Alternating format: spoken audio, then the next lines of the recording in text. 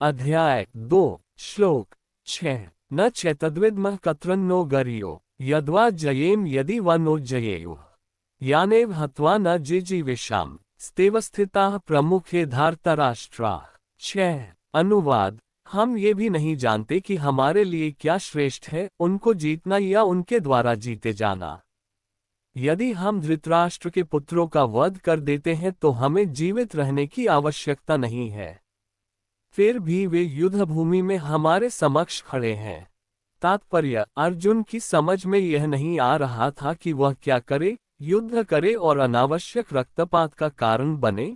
यद्यपि क्षत्रिय होने के नाते युद्ध करना उसका धर्म है, या फिर वह युद्ध से विमुख होकर भीख मांगकर जीवन यापन करे। यदि वह शत्रु को जीतता नहीं तो जीविका का एकमात्र साधन भिक्षा ही रह जाता है। फिर जीत भी तो निश्चित नहीं है, क्योंकि कोई भी पक्ष विजयी हो सकता है। यदि उसकी विजय हो भी जाए क्योंकि उसका पक्ष न्याय पर है, तो भी यदि धृतराष्ट्र के पुत्र मरते हैं तो उनके बिना रह पाना अत्यंत कठिन हो जाएगा।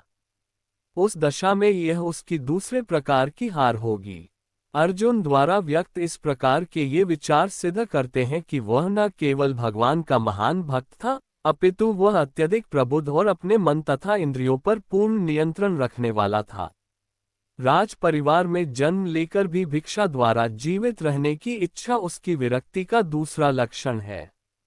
ये सारे गुण तथा अपने आध्यात्मिक गुरु श्री कृष्ण के उपदेशों में उसकी श्रद्धा, ये सब मिलकर सूचित करते हैं कि वह सचमुच पुण्यात्मा था।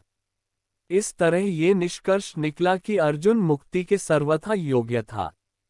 जब तक इंद्रियां संयमित न हो, ज्ञान के पद तक उठ पाना कठिन है और बिना ज्ञान तथा भक्ति के मुक्ति नहीं होती। अर्जुन अपने भौतिक गुणों के अतिरिक्त इन समस्त दैवी गुणों में भी दक्ष था।